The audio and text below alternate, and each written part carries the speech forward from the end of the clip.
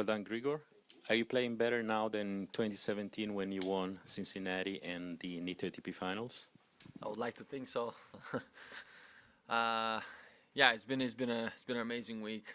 That was the in a way that I was very happy coming into this week because I just wanted to see where I'm at mentally and physically. So that was I think the biggest thing for me. And next thing you know, a week later I'm on the final. So this is yeah, as good as it gets right now. Hi, Grigor. Congratulations. You've had many highs throughout your career, but what does this second Masters 1000 final mean to you?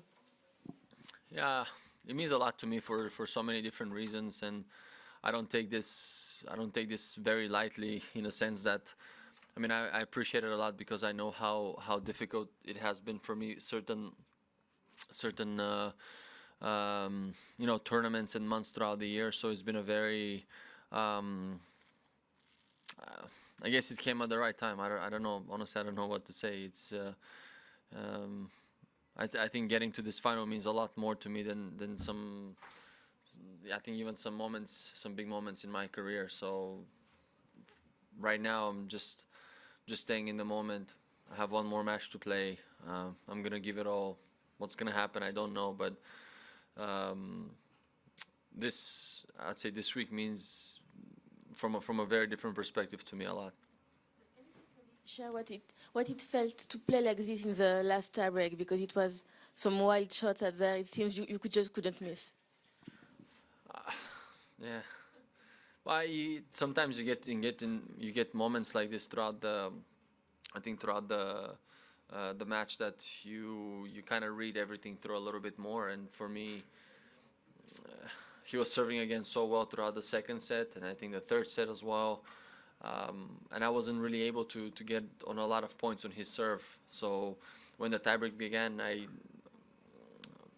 said to myself, okay, he's been playing very solid. I've been doing a lot of good things right, but in the same time I've been very like solid throughout the whole match. So like I need to lean on the things that I did well. And of course, a couple of serves here and there. I read them very well. Great returns, attacked the ball, and yeah, next thing you know, I was far ahead in the tiebreak. So that was already a big thing. Grigor, just following on from what you've just said, that match was like a roller coaster, swaying from one side to the next. What would you think on how you got out of that to win? What was the one crucial thing that you could pinpoint?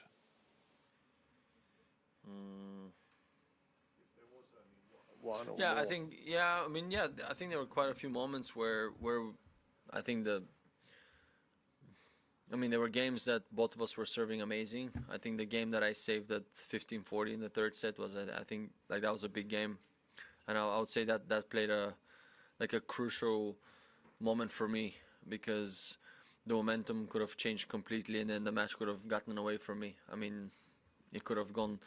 Again, it's one of those matches that could have gone either way, and I think that even the previous times that we've played against each other, it has always been like this. Like I feel like we know our game fairly well, and then in the same time there were moments where it went his way, then he went my way, then he went his way, and then that's just how it is in such a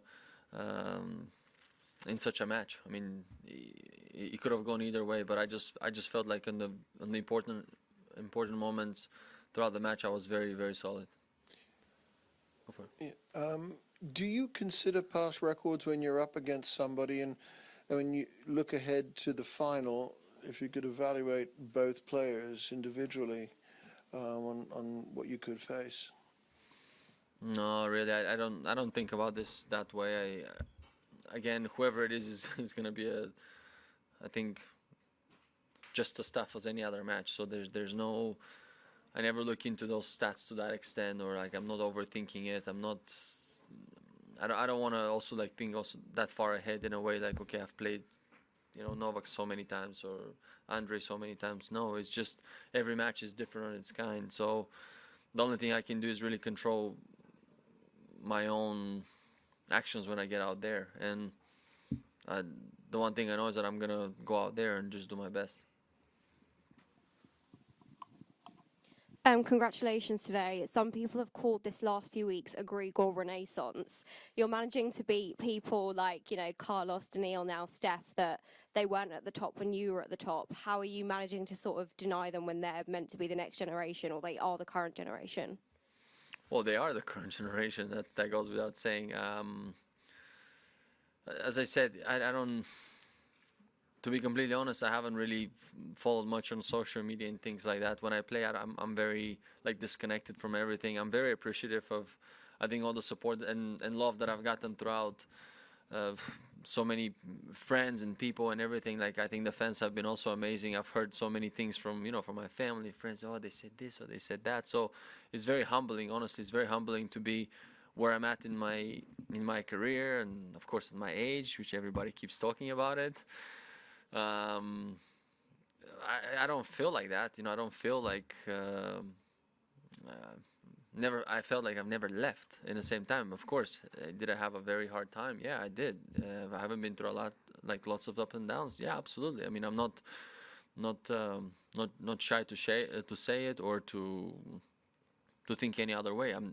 I think just I'm enjoying every moment that I get out there to play tennis right now. I think as an athlete, you never know when it might be your last time. I mean, injury or something happens, God forbid, then so many other things they don't matter. But what matters when you get out there is the time that you have certain window throughout the match to live that moment. And I think that's all I'm trying to do right now. Hello, Grigor. Grigor, the tennis player is great for ages on the tour, but most of us feel that Grigor, the competitor, might have been stronger than any moment of your career at this moment.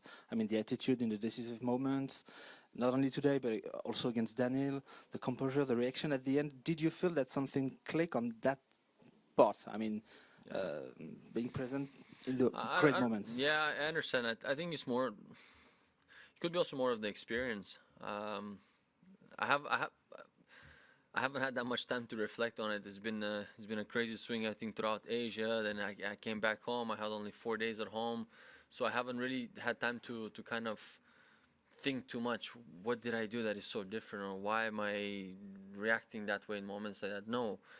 And that brings me back to a point where when I get out there, I just want to enjoy that moment, live in that particular moment. And how the game would unfold, I don't know. I have to play against an opponent, so that is completely out of my hand. But the one thing I'm very happy and proud with myself is the fact that I give myself the chance. I mean, I might hit a forehand inside out or inside in that is that far in or out. It's such a fine margins, and I think for me, where I'm at right now, things in a way they're going my way, but also I'm looking for them as well. I'm not waiting for my opponent to do something with it, or I'm not waiting for them to miss. I want to win or lose on my own terms, and that brings me back again to another point. How everything has been happening on and off the court in my life is the same thing. I can control my attitude, and I don't want to feel sorry for myself for the past years. I don't want to feel like I've missed opportunities. Yes, have I? Yeah, of course, too many. If you ask me, have I did mistakes? Yes, too many. So there comes a point where it's like, okay, I'm accepting all that had been thrown at me, what I had to face, and I continue. I get to have another chance. So when you get that chance, try to use it. So I'm trying to give myself a chance. Thank you.